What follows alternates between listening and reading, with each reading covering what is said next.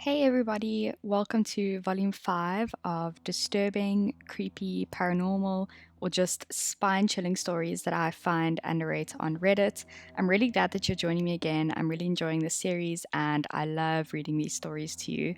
If you enjoy the series, don't forget to like the video so that I know that you've liked it, and don't forget to subscribe to my channel for more because there are going to be many more of these videos. These are the stories.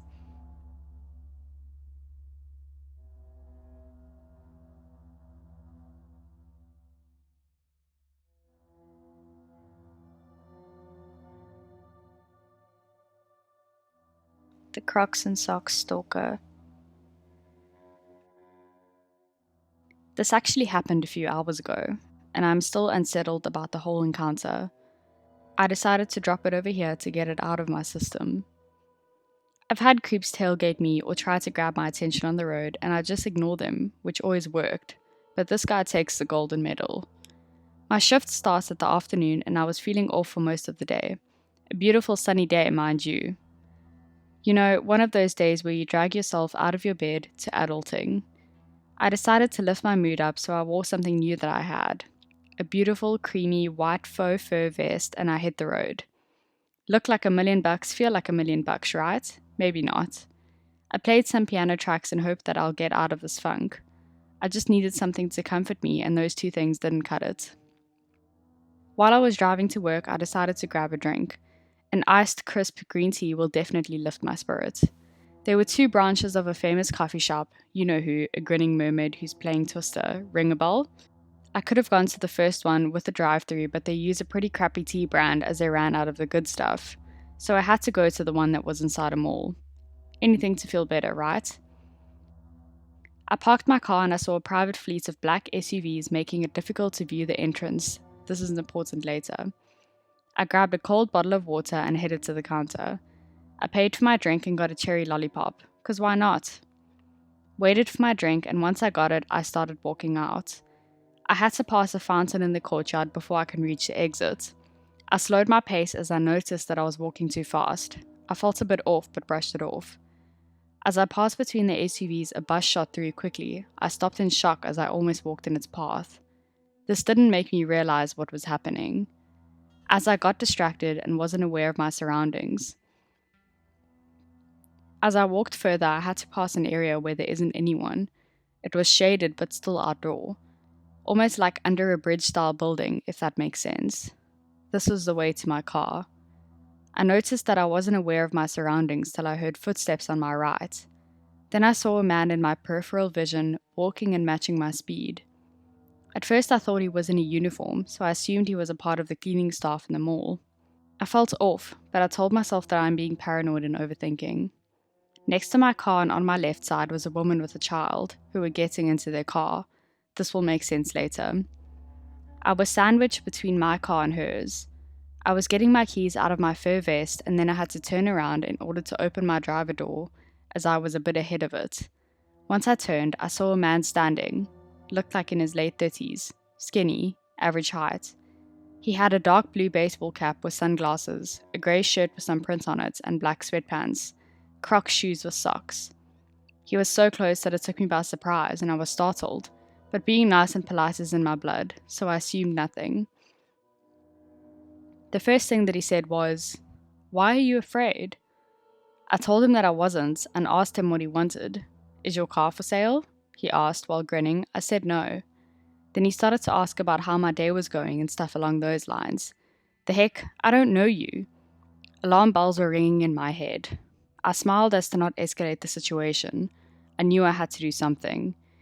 He was blocking my way to the mall entrance, and if I decided to go the other way, I'd have to walk through a pretty large shaded parking lot with few people here and there. "It was nice to meet you, but I gotta leave," I said while smiling. "Give me your phone number," he said bluntly.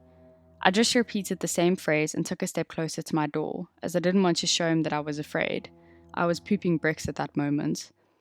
Then he said something that made me want to crawl out of my skin. "Give me your phone number so I don't have to chase you around in my car." At this moment, I knew I had to move fast, so I opened my door and ignored him. He kept talking and I wasn't sure what he was saying as it felt muffled. My anxiety was higher than the tip of Mount Everest now, and I was hit with this realization that even in public spaces and in broad daylight, with people around, you can lose your sense of safety in a split of a second. I closed the door quickly and locked it. My fingers felt weak, but I managed to turn on the car. He kept knocking on my window. He was so insistent. I put my car in reverse mode, but I couldn't back out. The woman was halfway getting out of her parking spot, thus forcing me to wait. He kept knocking pretty hard and saying stuff. At that moment, I honestly couldn't hear him. All I wanted was to nope out of there. I was so afraid and just baffled. I had to look at the window to see when the road will get clear so I can back out while he was standing in front of my window, rapidly knocking it. I avoided making eye contact with him. Once the road was clear, I hit the gas pedal and speed off. I drove to random places while my eyes are fixed on my rearview mirror to make sure he wasn't following me. It was so hard to breathe as my chest felt so heavy and my heart was beating out of my chest. I was glad he wasn't there. This creep followed me around the mall and waited for the right moment I was alone and threatened me to give him my phone number, and was totally unaware of how creepy he was. My therapist will definitely hear about this. To the guy with the baseball cap and Crocs with socks, let's not ever, ever meet again.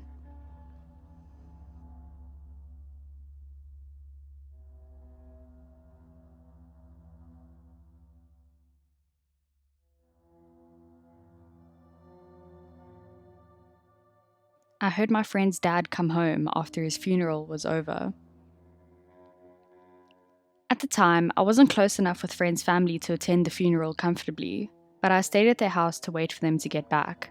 That way, we could hang out and I could be there to support them.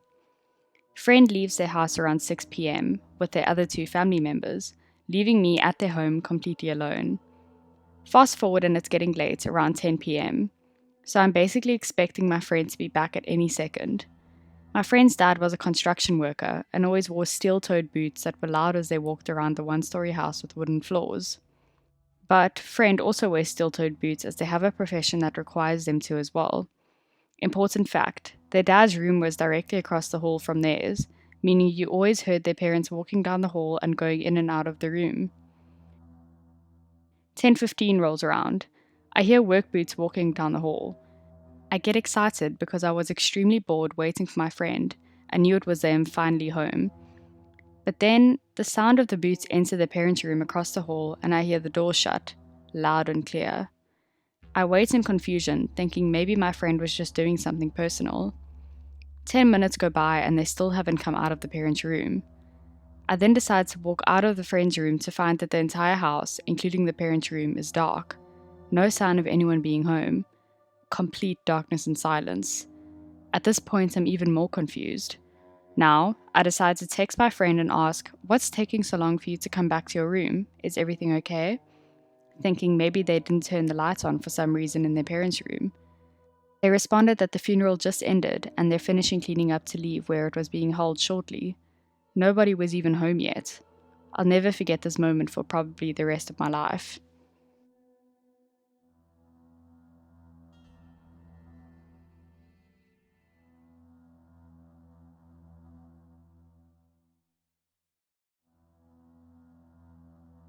Creepy encounter backpacking.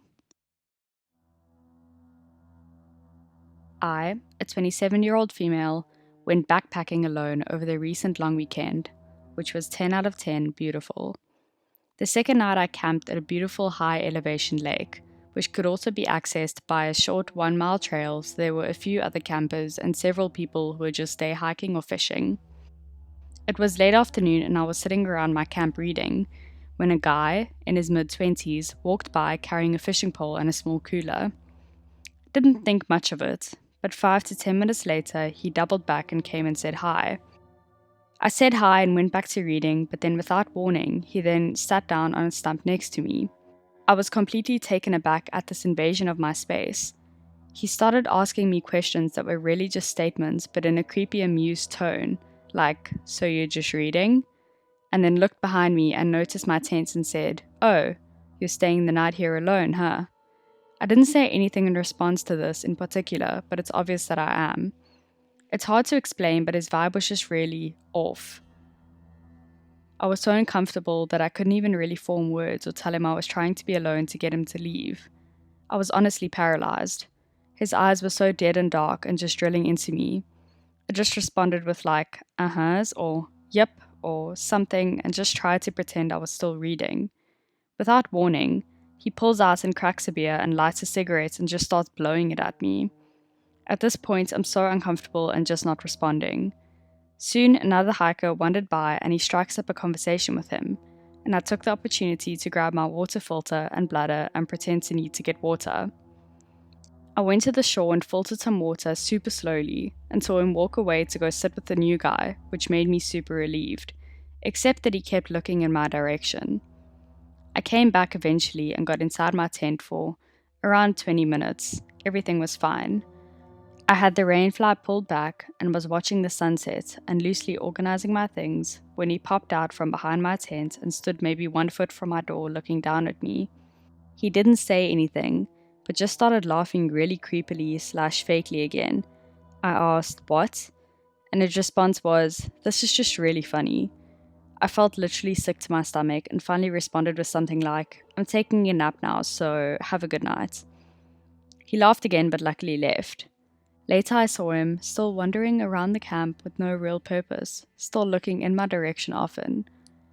I had no service, but I wrote down his last name, at least what was written on his cooler, and where he said he was from, while talking to the other hiker in my notes app, just in case, and slept with my pocket knife close.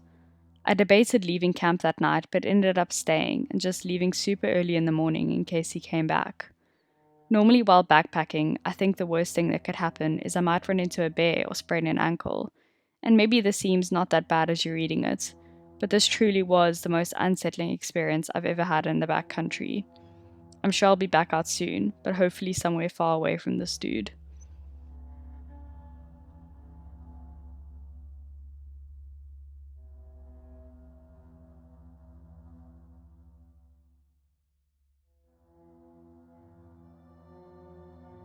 The Coyote Man.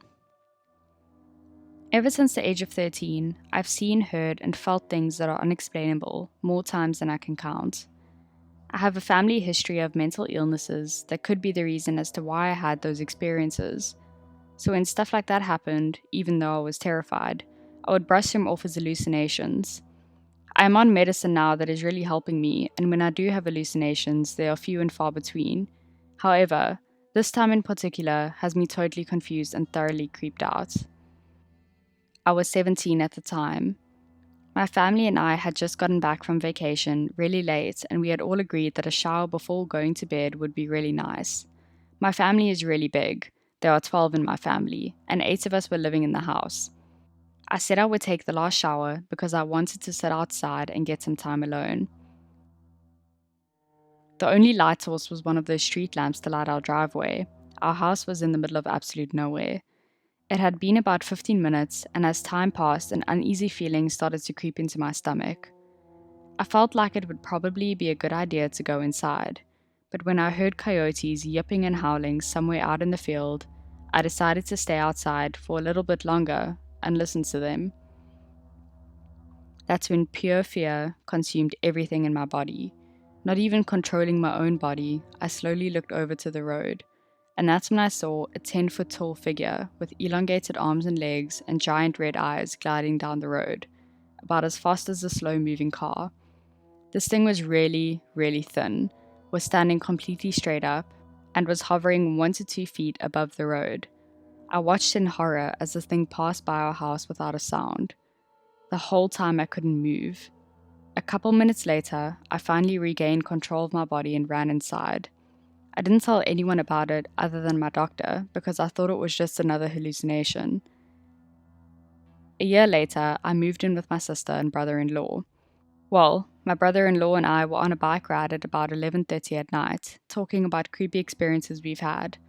I started telling him about the Coyote Man, as that was the name I'd given him. As I was explaining the features of the thing, his face grew more and more confused as I continued to talk. And just as I was going to talk about the big red eyes that the thing had, his face lit up. I asked him why he was making the face he was, and then he lifted his hands up to his eyes, making large circles with both of them. I started getting creeped out, and that's when he was like, "Big red eyes," and I immediately started getting the chills. He started to explain that when he was 19, he saw the exact same thing. And right before he saw it, he heard coyotes yipping and howling as well. I was freaking out at this point because I had never told anyone about it other than my doctor, and I thought I was just seeing things. He continued to tell me that the thing actually chased him, and he said that he was absolutely terrified and that it was the fastest he had run his whole life. He said the only way to lose the thing was to climb to the top of a silo. He said he was up there for the rest of the night, just waiting for the thing to show up again, but it never did.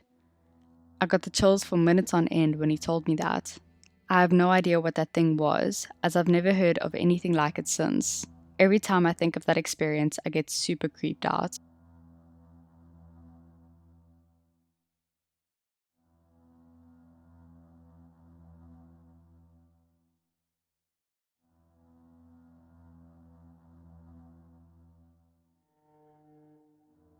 The Bellevue Hauntings. I was born and grew up in a town called Shrewsbury in Shropshire, England. This town has a reputation of being one of the most haunted places in the world.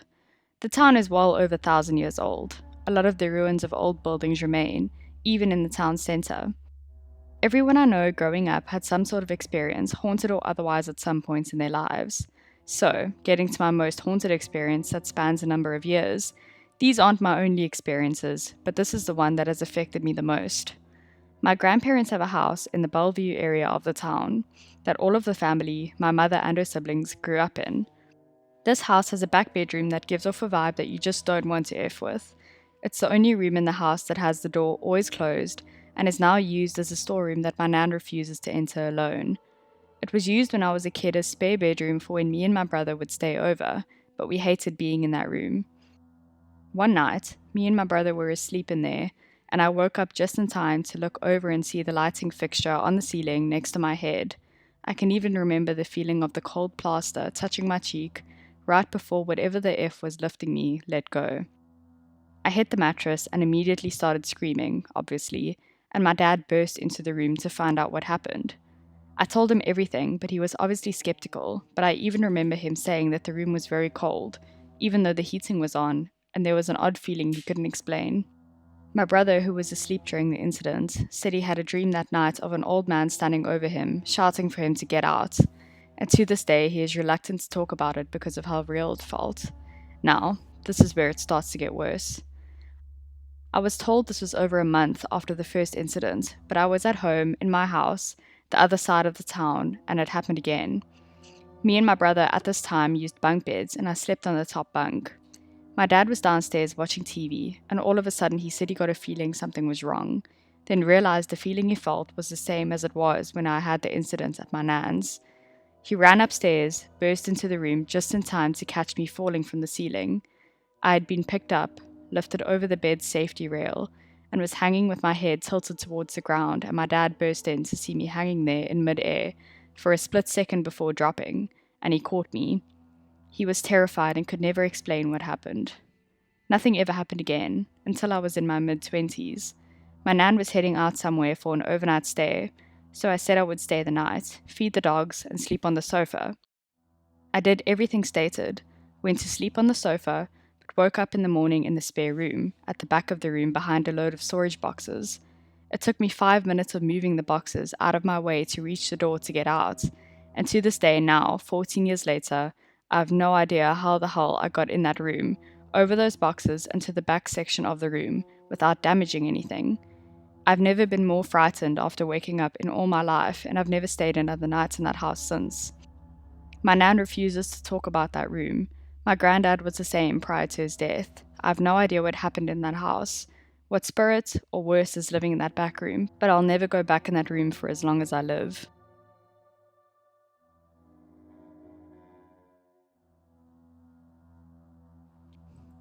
And that's it for this week's disturbing, creepy, and spine-chilling stories. I really hope that you enjoyed this video. Let me know which story was your favorite in the comments down below. I'd love to hear. If you have any scary stories of your own, please don't hesitate to drop them in the comments down below. or you can email me and I will narrate them on my channel with your consent, of course. I hope you have a great week, and I will see you next week for Volume 6.